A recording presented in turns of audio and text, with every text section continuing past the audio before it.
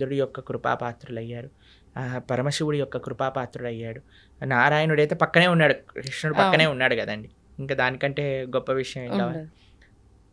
అలాంటి వ్యక్తికి కూడా కన్ఫ్యూజన్ వచ్చింది. ఎందుకు అర్జునుడికి కన్ఫ్యూజన్ రాలేదండి, మనందరికీ అలాంటి కన్ఫ్యూజన్ స్టేట్ వస్తుంది. కరెక్ట్.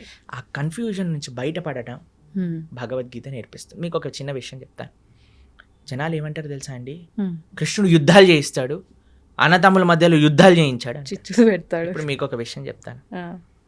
అర్జునుడు యుద్ధం పరిస్థితి రాకముందు కృష్ణుడు ఎన్నోసార్లు దూతగా వెళ్ళాడండి, యుద్ధం వద్దు చెప్పడానికి.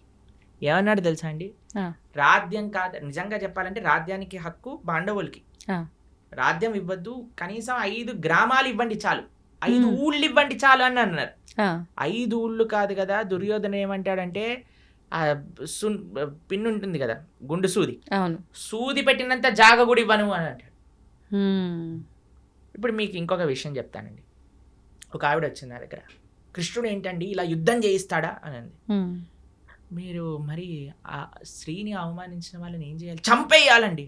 మరి దుర్యోధన దుశ్శాసనుడు చేసిన పని ఏంటండి, ద్రౌపదీదేవిని అవమానించింది వాళ్ళు కదా అనండి, అయిపోయింది.